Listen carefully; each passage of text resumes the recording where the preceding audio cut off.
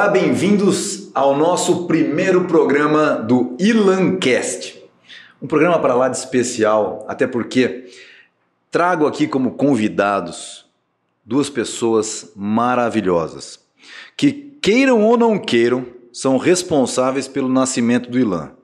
Ou seja, se alguém acha que o Ilan é um problema na vida dele, já sabe quem tem que culpar, né? Não sou eu, não. Isso tudo aconteceu justamente para o que tange o assunto do Ilancast deste primeiro episódio.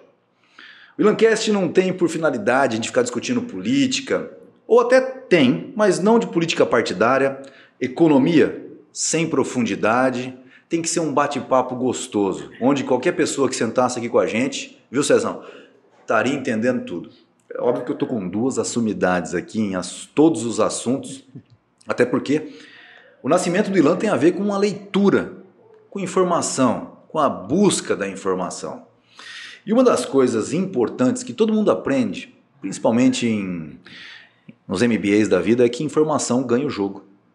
Se você quer ter sucesso no mundo empresarial, tenha as boas informações de mercado, de economia.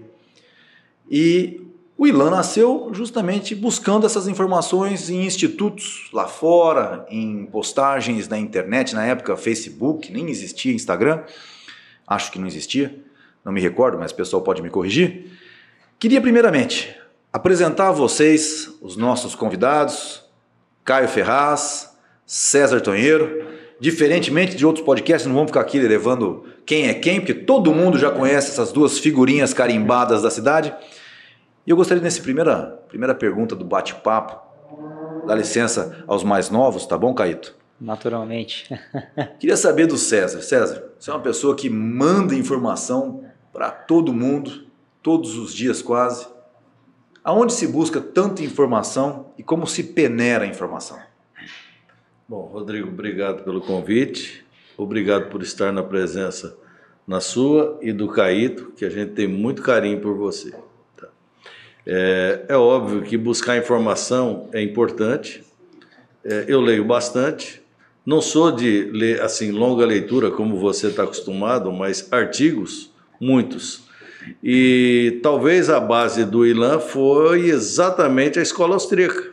Exatamente. Que eu comecei a ler o mises.org.br e aquilo tinha muito assunto relacionado à conjuntura. E nós vivíamos um momento muito difícil econômico do país, muita instabilidade. E aquilo nos orientou muito. Então, eu só tenho, assim, a agradecer os ensinos da escola austríaca, que é a base do Ilan, né? Eu sei que tem outros autores aí importantes, mas para quem é empresário é muito importante a informação. Sem ela, é muito difícil tocar os negócios. Uma das pessoas que você sempre... E o assunto escola austríaca, se eu não me falha a memória, Cezão, Hugo Salinas Price, você sempre teve uma paixão pelo Hugo Salinas Price, no sentido, não é uma paixão no sentido de apaixonado ou de estar idolatrando alguém, mas sempre falava dos artigos do Hugo Salinas, questão de prata, questão de investimento em ouro, e o pulo para a escola austríaca, se não me falha a memória, era a questão da escola austríaca defender o padrão ouro. Estou errado? Não, errado você não está. É que, infelizmente, o Hugo Salinas Price...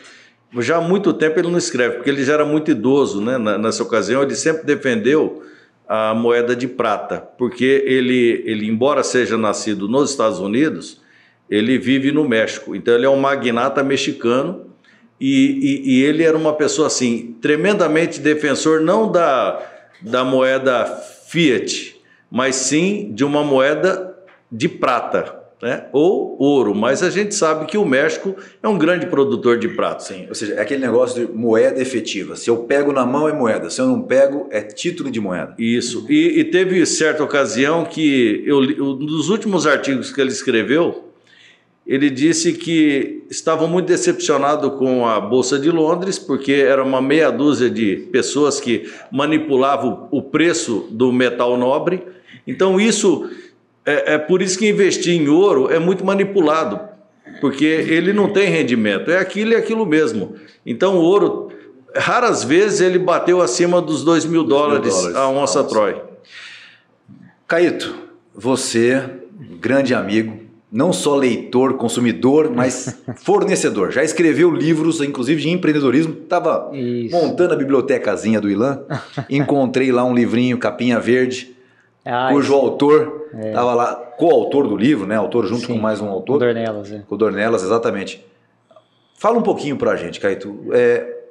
Gosta de ler? Lê porque gosta, lê por obrigação, se força a ler. Quem está nos assistindo aqui hoje, nesse primeiro programa, deve estar pensando, pô, o Rodrigo está conversando com duas pessoas diferenciadas. Diferenciadas porque buscam informação, lê muito e se lê. Lê porque gosta ou lê por obrigação? Então, Rodrigo, isso aí na verdade foi uma construção, né? Assim, a gente trabalha com construção, sabe como é que é, né? Da fundação, né? Até a superestrutura, enfim. E assim, e não é muito limpinha, né? A construção, ela tem barro, né? Enfim, então não é aquela história romântica. Mas, bom, até antes de tudo eu queria agradecer pela oportunidade de estar aqui. Na verdade, quanto tempo que a gente não se reunia, né? O grupo do Help, né? Então vamos fazer só um preâmbulo original, antes né? de você responder. O grupo do Help original, formação original, éramos nós três discutindo justamente questões econômicas e foi de lá que foi sendo buscado essas informações, compartilhamento de informações, de leitura. A gente pegava um trecho de alguma coisa e lia. Perdão, Caíto, pode continuar. Mas é isso daí, então, a satisfação. Uma honra. E, bom, sempre aprendo muito com vocês aqui, né? Mas assim, cara, a história toda começou com na época, né, era o Colégio São Judas Tadeu. Eu lembro até hoje, rapaz, que era o livro do José de Alencar, Iracema. Então esse foi o primeiro que eu peguei para ler de cabo a rabo e li de obrigação, assim, na verdade, né? Porque tinha, né, acho que, sei lá, 7ª série, negócio assim. Já começando, né, a preparar e tal.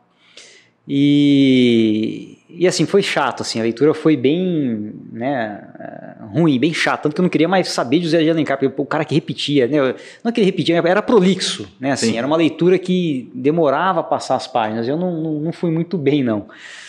Né, mas tinha uma professora, né, de português, de literatura na época, Dona Marli, que me inspirou, né, a continuar, a prosseguir.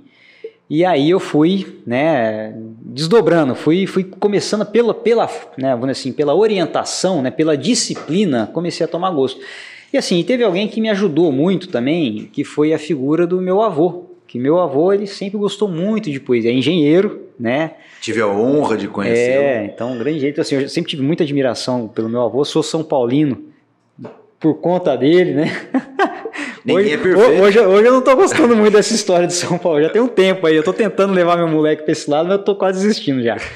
Mas enfim, então ele gostava muito de poesia, né? Então assim, eu dividi um pouco com ele, apesar de, obviamente, não entender tão bem, né, da poesia, dos versos e tal. Eu achava engraçado, né, porque, de certa forma, né, a poesia tem matemática, né, nos versos e por aí vai.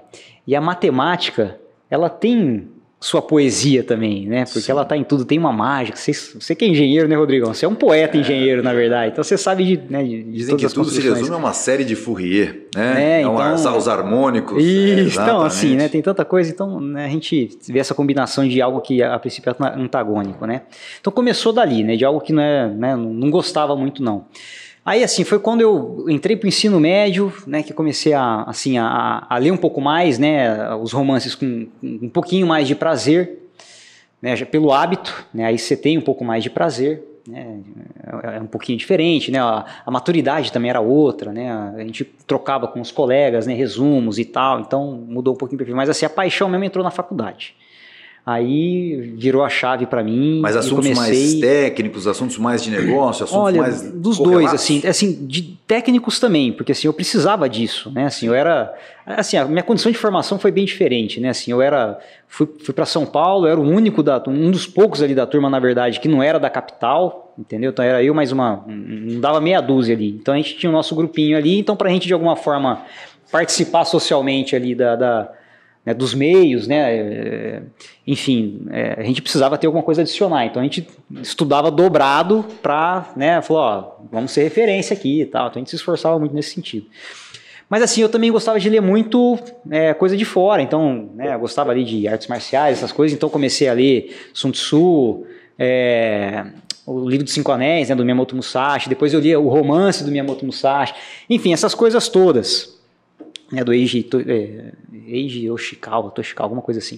Então, assim, era um misto disso tudo. Então, assim, o que me abriu, né, a vontade, despertou a leitura, foi justamente essa questão de ter os antagônicos. E você pode ver, né? Até hoje eu brinco muito com isso, né? Eu falo assim, pô, minha cerveja preferida tem uma estrela vermelha, cara. Então assim, mas não é por isso que eu deixo de tomar. Então assim, a faculdade, nesse período... Você tenta acabar com ela. Sim, tem gente que acaba, se não deixa uma viva, né? Mas enfim, é isso, assim, de entender as diferenças, os antagonismos. Então eu lia de A e lia de D. Entendeu? Para saber quais eram as diferenças e trazer minhas conclusões próprias, resultantes. E eu percebi isso, foi muito engraçado, isso que eu queria compartilhar. O que me estimulou demais, eu gostava muito de ler Veja, por exemplo, né, da Abril. E na época, foi lá o fundador, né, o CEO da Veja, agora acho que era... Não, era Tivita, não era um negócio assim? Tivita, Ele foi dar uma palestra lá na faculdade e ele pegou, e na época, ele falava que tinha um posicionamento muito claro, né, contra o governo federal na época, que era do próprio Lula. Então, tinha as capas, ele falava, não, eu tenho um posicionamento, tal, não sei o quê, mas a Veja se vendia como sendo neutra naquele tempo. A hora que eu vi o dono da empresa mostrando aquilo lá, eu falei, putz, cara, isso aqui eu tenho que fazer um filtro. Então eu falei, comecei a ler também, tem que ler Isto É, tem que pegar as outras e calibrar. Por quê? Para eu não me deixar enviesar tanto a ponto de perder minha capacidade de gerar opinião própria. Perfeito. Então foi isso que me ajudou. Eu lembro até hoje dessa palestra por conta disso. Assim, eu não confio mais no que eu li aqui, porque ele me vende uma coisa que não entrega. E aí eu comecei então a ler folhas. Eu diversificava justamente para conseguir ter qualidade na formação de opinião. Perfeito. Pessoal, queria dar uma pausa aqui, falar dos nossos apoiadores que estão com a gente há um bom tempo na jornada. O Miguel Oliveira, dos Móveis Planejados, fazendo sempre a coisa assim acontecer do jeito, fazer o básico bem feito. Essa é a pegada do Miguel. A Gamatec, da Isabelle, é uma pessoa parceiraça que o Ilan trouxe dessa vez aqui nessa nova gestão 2023, que a gente resolveu fazer um renascimento, a Fênix do Ilan. A Télios, do meu amigo Éder Castanheiro, que é uma questão de proteção e segurança de informática. O Éder, ele tem uma pegada, um conhecimento técnico que é absurdo. E o Mariá Plaza Hotel, que está sempre cedendo seus lugares, inclusive a sede do Ilan, que se encontra lá. A fundação do Ilan foi lá, né? E a fundação do Ilan foi lá. No Opalino, não foi? Lá no Opalino, exatamente, dia 13 de maio, dia da libertação dos escravos. Já aproveitar para falar para vocês também do seguinte, estamos aqui, o Ilan, no ano passado, finalzinho do ano passado, a gente resolveu ajudar a Associação Esportiva Araçatuba fazendo esta camisa comemorativa da AIA. E a intenção de participar desse projeto AIA, né, desse projeto ESAF, é justamente começar a provar que até nos esportes nós não precisamos de uma intromissão estatal pesada. Nós podemos fazer com que, se é uma paixão efetivamente nacional, se as pessoas pagam para entrar num estádio, se as pessoas compram uma camisa, é demais querer que o Estado tire dinheiro de uma saúde, por exemplo, que seria uma prioridade frente a financiar um clube esportivo, um salário alto de um jogador, e venha sustentar o esporte. Então, o Ilan está sempre querendo inovar nesse sentido. E uma das grandes inovações, eu tenho lido um livro, e tem tudo a ver com o nosso programa de hoje, chama-se O Ecologista Libertário. É um livro do professor Marco Batalha, ele é professor da escola Federal de São Carlos, Escola Federal de São Carlos. Um cara, uma sumidade, é um libertário, e ele diz que se os atos ecológicos funcionam, tem que funcionar dentro do capitalismo. Aí o Ilan resolveu criar este cartãozinho aqui, que acho que é a coqueluche do momento dos associados, que ele é um cartão de visita. Só que você não imprime mais cartão que vai ser perdido, jogado, vai entupir bueiro. Ele é um cartão que você encosta nos celulares com leitor de NFC, passa todos os seus dados, suas redes sociais, seu WhatsApp, seu Pix. Se o celular for mais antigo e não tiver o NFC, tem o leitor de QR Code, ou seja, algo moderno, algo inovador. E eu estou falando tudo isso por quê? Porque o Ilancast é um lugar onde nós vamos trazer bons amigos, bons papos, e vamos tentar trazer você que nos assiste a se juntar a nós. fazer parte do Instituto, compartilhar das ideias empreendedoras, meritocráticas e, acima de tudo, buscar informação relevante nas boas leituras e nos bons bate-papos que a gente promove lá. Feito o jabá, quero perguntar para o Cezão. E você, Cezão? Você falou que gosta de ler mais artigos do que livros. Sim. Qual que é, de fato, o diferencial de um artigo para um livro no sentido do pragmatismo, do objetivismo da leitura? Eu penso que um livro ele contém a essência de muita coisa, né? Assim como uma enciclopédia, assim como você lê também um artigo de jornal ou, muitas vezes, um artigo de revista. Mas eu tenho assim acesso a notícias internacionais. Por exemplo, eu sou assinante do Epoch Times em inglês e vejo diversas mídias no mundo, até porque eu tenho uma boa comunicação com o Heitor de Paula. Sim. Que ele, embora ele seja um médico psicanalista, é um dos maiores conhecedores de geopolítica no Brasil. Então aprendi muito com ele, inclusive ele lançou um livro, né, Rumo ao Governo Mundial Totalitário. Eu li na íntegra esse livro para me entender o que estava por detrás de todas essas mudanças que o mundo passa. E ele vem narrando uma história nos últimos 100 anos do que está acontecendo e como essas organizações, tipo o Instituto Rockefeller, porque quando se fala em ONU, Fórum Econômico Mundial, você tem que ver a origem dessas pessoas e o que elas faziam no passado. Então, é um livro que me despertou muito interesse para entender o momento. E sempre eu troco ideia com ele no sentido assim, e artigos. Ele me manda por dia pelo menos uns 10 artigos de lugares diferentes, desde a guerra na Ucrânia, a situação econômica na Europa, situação nos Estados Unidos. Então, essa coletânea de informação é que faz a gente tomar alguma decisão se antecipando aos fatos. Não é que você vai evitar um problema maior, mas você pode sofrer menos por entender a situação. Por exemplo, quantas vezes lá no passado, né, Caíto e o Rodrigo, que nós tivemos que trocar ideia e abortar algumas coisas. Eu queria chegar justamente nesse ponto. Quanto isso já te salvou, e você conhece pessoas como no meu caso, que você já ia até dizer, já fez a gente colocar o pé no chão graças a uma leitura que não é a convencional. Quantas vezes? Sim, é extramídia, a mídia mainstream, como o Caíto mencionou. A gente não toma partido, a gente tem que entender o momento sem paixões. Né? Por quê? Nós sabemos que a política ela é irmã siamesa da economia, porque uma mexida errada vai dar um problema econômico sério e quem carrega um passivo como todo empresário carrega, tem que tomar muito cuidado. Sim. Agora, vai esperar chegar ao limite para tomar alguma decisão ou alguma providência? Então, isso nos ajudou muito no passado. Tenho certeza que tanto aqui o Caíto quanto você e eu também, nós tomamos decisões acertadas antecipando aos fatos. E mesmo assim não saímos ilesos, né? É difícil a gente tentar adivinhar efetivamente as guinadas de mercado, mas eu posso dizer com toda certeza que as leituras que eu promovi ao longo desse tempo todo à frente do ILAN, com 7 anos, mas que veio antes, veio do HELP, lá de trás. Eu acredito que nós tenhamos começado a conversar sobre livros, comprado aqueles 3 livros em 2014, que foi na época da eleição da Dilma contra o Aécio. Lembra disso? Eu não lembro desse detalhe. E o ILAN só foi ser fundado em 2016, meses antes do impeachment da Dilma. Mas aquilo já foi uma abertura.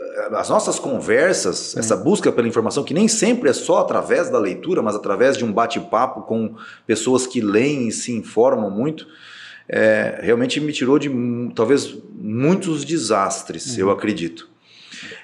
O que vocês acham que a gente poderia fazer para o futuro, né, das nossas crianças com relação à leitura? De uma geração que hoje tem tudo mastigado, é vídeo no YouTube, lê, parece ser coisa do passado. Você acha, Caíto, que o Benício vai ter a mesma pegada que você ou vai ser diferente a toada? Rodrigo, eu não sei, cara, mas assim, eu procuro estimular muito. Eu acho que assim, a gente principalmente quando eu não tenho memória objetiva, né, da minha infância, não dessa primeira infância, né? Mas assim, eu sei que a gente de alguma forma é esponja, né?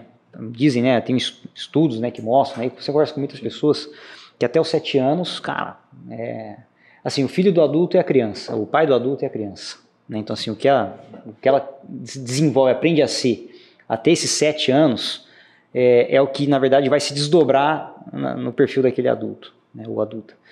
E assim, primeiro, né, eu continuo com esse hábito, né, de leitura. A gente tem lá os livros em casa, então vira e mexe eu tô lendo, né, e o Benício me vê ler, e eu tenho o hábito não só de ler, mas de sublinhar, de comentar no próprio livro, porque assim, tudo que eu leio, né, por mais, cara, pega o Ação Humana, por exemplo, de Mises, ou mesmo Cântico, né, que eu tô lendo agora, da Ayn Rand,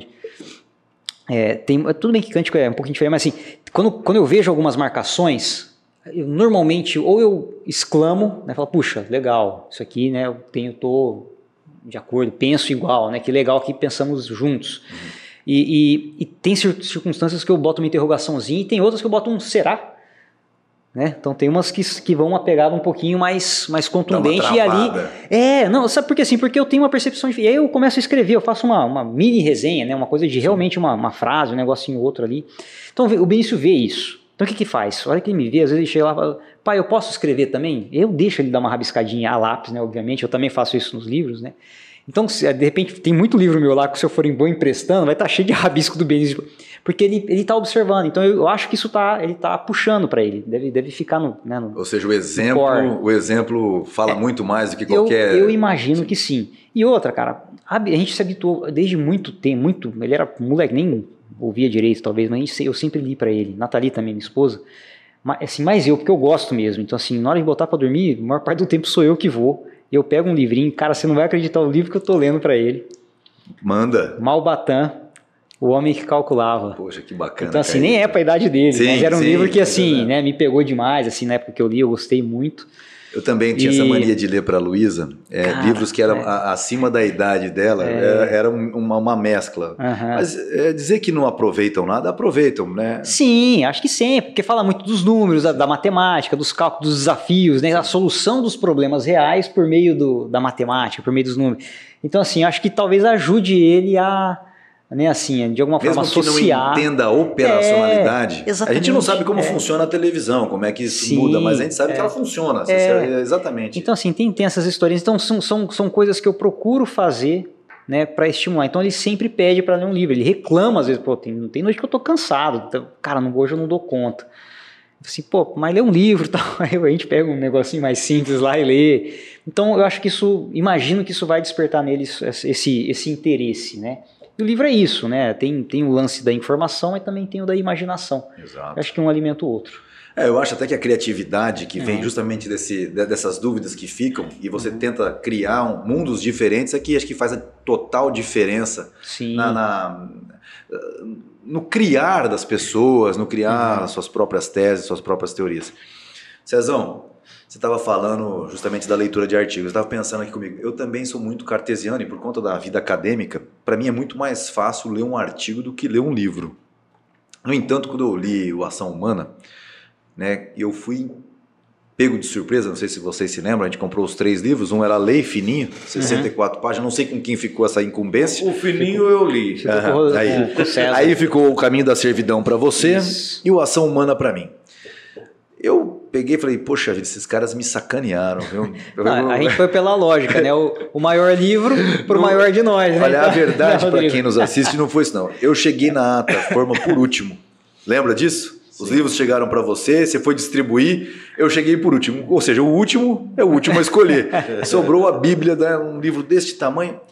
E aquilo me pareceu tão efêmero, tão sem sentido. Ação Humana, um tratado de economia. Um tratado de economia, isso... Eu fui entender que dentro de um tratado, na verdade, é uma série de teses que ele pega e coloca com começo, meio e fim. Então não deixa de ser uma leitura de vários artigos dentro de teses, dentro de um tratado.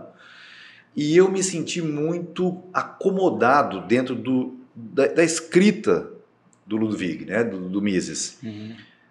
Existem leituras que são mais aprazíveis e tem leituras que são menos, dependendo do leitor. Por exemplo, depois de muito tempo eu fui tentar ler O Caminho da Servidão de Hayek. Hayek escreve de um jeito que eu não consigo ler. É um sofrimento para mim, enquanto Mises... E tem gente que diz exatamente o contrário.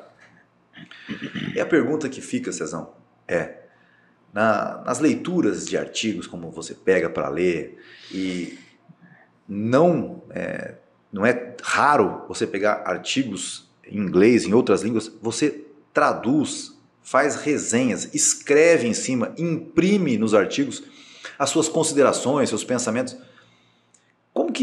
Como se dá isso no seu dia? Quantas horas tem seu dia para você fazer tudo isso? Ler, analisar, escrever? Fala um pouco para a gente disso, Cezão. Olha, Rodrigo, eu divido o tempo, né? Eu também tiro um tempo para ler a Bíblia, estudar a Bíblia, porque a Bíblia é um livro para ser estudado também, né?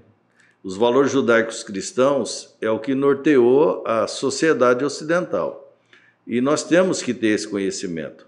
Mas em relação ao que está acontecendo em nossa volta, por que eu gosto de compartilhar? Inclusive, tem bons artigos que às vezes eu leio e eu falo, poxa, isso aqui pode servir para fulano, para Beltrano, e eu faço um resumo de fato, né? Às vezes eu comprimo o assunto, faço uma sinopse e coloco a referência ali, o link, né, para que a pessoa, se ela quiser estender mais o entendimento, então ela vai e lê completo. Mas para quem não sabe, o Cezão não faz só isso, porque a gente olha para o César, dá a impressão de ser essa pessoa brava, né, séria, mas não é só fazer a resenha, sempre tem uma charge, ele sempre... Que é o melhor de todos. Que é o melhor de tudo, é a charge que ele coloca sempre, que é justamente uma visão caricata dos fatos catastróficos que normalmente estão indicando os artigos, né? Então é esse bom humor. Uma coisa que eu queria relatar para vocês, coisa interessante, dentro desse grupo do Help, somos os 3 cristãos, acreditamos em, né?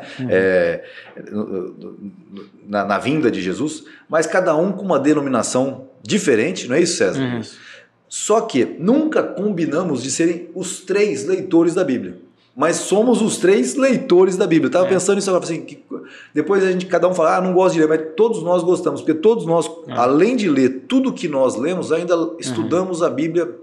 Eu leio diariamente. Você também, né, César? Também. Você também, não é, Caíto? Olha, não é diário. Eu faço orações diariamente, né? Mas assim, a leitura em si não é diária. Eu me mantenho nos 4 evangelistas, todos os dias um capítulo, eu vou, eu volto, eu vou, eu volto. Eu tenho medo de sair das palavras do Senhor, eu fico rodando por ali. Mas a leitura, eu acho que realmente ela acaba nos exercitando a moldar o caráter. Concorda com isso, Caíto? Eu concordo. Absolutamente. Porque assim, mas também depende, né, Rodrigo? Eu acho que não é só ler que não é um processo automático. Eu acho que se a gente não tiver um crivo, um questionamento, é que isso funciona para mim, não sei como é que para os outros, né? Mas enfim, para mim a moldagem do caráter é quando levanta uma questão, sabe? Quando provoca, quando, sabe, testa aquele conceito, né? Ou aquele pré-conceito, né? O conceito anterior. Então isso ajuda a forjar caráter. Perfeito. Porque isso põe à prova, né? Me leva a testar. Será que é isso aqui mesmo? Então vamos observar para a realidade, vamos observar para o meu dia a dia. Né? Assim, né, grosso modo, tá? Então vamos lá, estamos falando de negócios aqui, hoje está muito em voga, muito em pauta, questões do ESG, né, que mudaram de nome, mas enfim, era sustentabilidade ou responsabilidade social empresarial. Né? Então vai só mudando um pouquinho a figura, né? Então, e hoje se tem selos e governança corporativa, o caramba 4, E a gente olha isso como uma grande avenida, certo? De repente, a ser seguida. Então, tudo bem. Então, grosso modo, a gente quer fazer a coisa certa, a gente procura fazer a coisa certa. Nós não somos perfeitos, mas nós buscamos, né, fazer o nosso melhor possível dentro das circunstâncias que estão postas. Mas assim, fica uma questão muito forte, às vezes até de lacração ou de imposição, né, e de marcação, né, de uma figura ou de uma empresa, por conta de um recorte de uma conduta, por exemplo. Né? E, puxa, você não tem governança, você não tem aquilo, você não tem esse selo, você não tem A ou B. né? Então, por exemplo, aí eu começo, né, naturalmente, vamos ler o que fala a respeito disso? Então, então vou pegar um exemplo, um recorte rápido da governança corporativa, tá? Então, por exemplo, você não está listado na B3, na Bolsa de Valores, se você não tiver uma estrutura de governança corporativa. Inclusive, isso é auditado por grandes empresas de auditoria. Então, aí eu olho e falo o seguinte, tudo bem, o que aconteceu com Americanas? Acho que foi lá para janeiro. É a pergunta que eu e todo mundo que Mas tá ela não vendo tem ia fazer. governança, e tudo bonitinho, com selinho, com o investidor lá do 3G lá, que é aquele... Né, Lima, o Trio Parada. o Trio Parada Dura, tal, que são os bambambam, papapá, referência, que todo mundo quer. Por quem que era auditada? Americana, salvo engano era a Price, acho que a Price era a maior de todas. PricewaterhouseCoopers. Posso estar errado, mas assim, na minha memória tá isso. Então, pera lá, como é que furou isso tudo com uma troca de CEO em, sei lá, em meia dúzia de dias, que o cara pegou lá os balanços, viu, que ele era do Santander, né, viu lá e falou, pô, pera, cadê minha conta aqui? Eu tava lá, eu sei que vocês me devem. Exatamente. E não tava, e dali começou a desdobrar e gol. Então assim, se não tiver esse tipo de questionamento, você simplesmente, não, tô lendo ESG, vou lá, chego, vou implantar no meu negócio. Porque é a tendência, tal, não sei o quê. Então, tem que crivar. É o meu jeito de ler. Então, isso me testa. Não é porque aconteceu aquilo lá que eu vou simplesmente descartar os conceitos de sustentabilidade, ou de ética empresarial, de governança, mas eu vou entender no que me cabe. Certo? Perfeito, então, eu vou adotar, porque é lógica, né, para a nossa cultura empresarial, por exemplo, do nosso tipo de negócio, o que a gente quer com o nosso negócio, e para o meu cliente dá valor. E para mim, como é que eu meço o que o meu cliente dá valor? É o centavo. Se o cara topa pagar um centavo a mais, é porque ele dá valor. Objetivamente é isso. Sim. Se ele não topa, então eu não vou ter. Por que eu vou gastar um centavo a mais se o cara não vai me pagar um centavo a mais? Então eu crivo essas questões. Entendeu? Só para ter um selinho, só para ter um não sei o quê. Se isso não virar um centavo, eu não tenho. Perfeito. E essa é a grande questão. Assim, quando eu vejo o Cezão lendo e resumindo, e vejo você colocando isso dessa maneira, eu consigo entender o seguinte, que não é somente a leitura. Muita gente fala, o grande homem de negócios lê, sei lá, 20 livros por ano. Estava discutindo com um escritor, um tradutor da obra do Tuttle Twins, o Desbravando o Mundo Livre, o Pacini, ele é tradutor da direita, ele faz uma série de traduções, e estávamos discutindo justamente isso. O grande problema das nossas últimas décadas foi justamente o quê? A quantidade do que se lê sem tentar buscar entender o que se lê. Que você está colocando, ESG é lindo. Tá, mas lindo como? Então vamos estudar isso aqui. Vamos ver se de fato reflete as necessidades do mercado que eu atendo, do mundo corporativo. Sim. O César faz isso de uma maneira diferente. Ele lê, faz uma resenha, então precisa estudar. Não basta ler, né, César? Você não pega ler, grifa uma parte e joga lá, não. Você lê, faz uma resenha do que você entendeu e traz uma questão preponderante sobre a leitura que nós estamos vivendo no dia de hoje, que é a interpretação de textos. Hoje é um problema, as pessoas estão se formando analfabetas em entender o que se lê. Como é que você vê o futuro dessas gerações que estão com essa problemática, César? E se isso vai acabar afetando o nosso dia a dia? Já afetou, né, Rodrigo? Se você analisar como houve uma queda brusca em cima do ensino, principalmente o básico, né, onde eu valorizo muito. No passado, quando nós não tínhamos nada dessas coisas eletrônicas, existia sempre as gravuras na sala de aula e ali você tinha que discorrer a respeito do que você estava vendo. Então você narrava os fatos. Era uma redação. E eu penso também que a cartilha Caminho Suave e cartilha Sodré, que se buscar na internet, vocês vão ver ali, era o básico do básico, mas muito funcional. E não divagava tanto, porque hoje se confundiu muito, ensinando outras coisas para uma criança que não deveria, né? Eu não vou entrar aqui no mérito para não ter problema, mas o correto é ensinar a criança, principalmente a língua nativa, que é o português. Não é fácil, eu mesmo tenho algumas dificuldades na hora de pronunciar, às vezes eu como o S, né? Isso é natural, porque... Mas só o exercício de tentar falar corretamente já é uma baita de um exercício mental, não é isso? Sim, mas e essa questão de interpretar o texto é seríssimo. Então, pelo menos minhas filhas, aqui o Caíto deu o depoimento que ele faz com o Beni. As minhas filhas, tanto eu como a minha esposa, desde crianças elas liam e nós fazemos, sim, entender o parágrafo que leu. Perfeito, e assim você tem uma formação das pessoas entender o que está lendo. Então, é muito importante, porque você que é a alma do assunto, você pode resumir, porque você já tem uma ideia, né?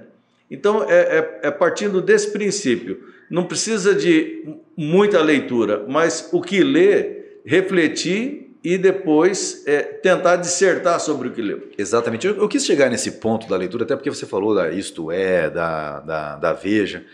Passado todos esses anos, Caio, e vendo que nós estávamos no meio de uma mídia que, por mais que se diferenciasse, de falar assim, nossa, Isto É de direita, Veja é de esquerda, eu lembro dessas coisas, o Estadão é de direita, a Folha é de esquerda. E a gente passou uma peneira nos últimos anos e descobriu que todo mundo fazia uma narrativa, mudando uma vírgula aqui, outra colar. E nós conseguimos sair da Matrix. Não só nós, mas a grande parte... Existe um grande espectro de pessoas que não se deixam enganar pelo que o mainstream vende como leitura elitista, como uma leitura mais elitizada. Você acha que essa geração que tem um déficit de interpretação de texto, conseguirá ver isso no futuro? Essa é uma grande pergunta que eu te faço, porque você o mais jovem daqui é você. Então você vai ter que responder isso aí pra gente. Eu não sou tão jovem, né? Mas, Rodrigo, acho que assim, é muito do que você estava mencionando no seu comentário anterior, que não basta, né, a leitura. Acho que é muito importante o leitor. Sim. Então, eu penso que assim, isso é um processo também de educação, e educação também vem de casa. Então, você tem uma somatória de outros fatores ali, né? Sociais, inclusive. O caráter influencia mais o que se retira do livro do que o livro porque, em si. Assim, eu acho que vai além da compreensão.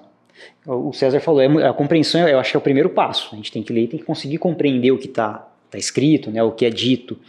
Mas acho que tem um segundo passo que eu volto para essa questão do crivo, né, da análise. Aí depois a síntese, né, enfim.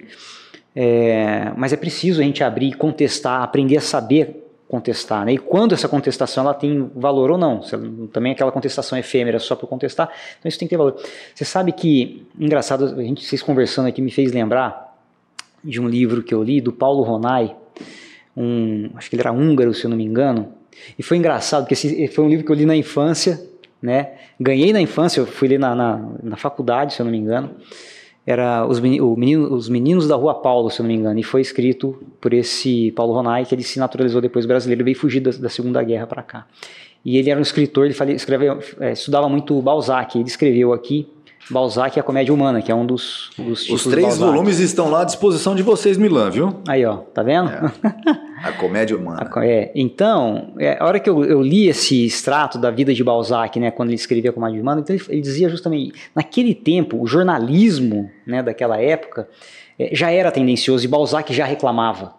Né, ele já fazia as troças ali, né, com relação àquilo das tendências, né? Aí não com o espectro talvez de direita ou de esquerda, mas assim, para aquele viés que se queria dar, porque era quem tinha o poder, quem tem a caneta na mão, e era quem as pessoas, grosso modo, né, viravam massa de manobra porque liam, acreditavam e seguiam.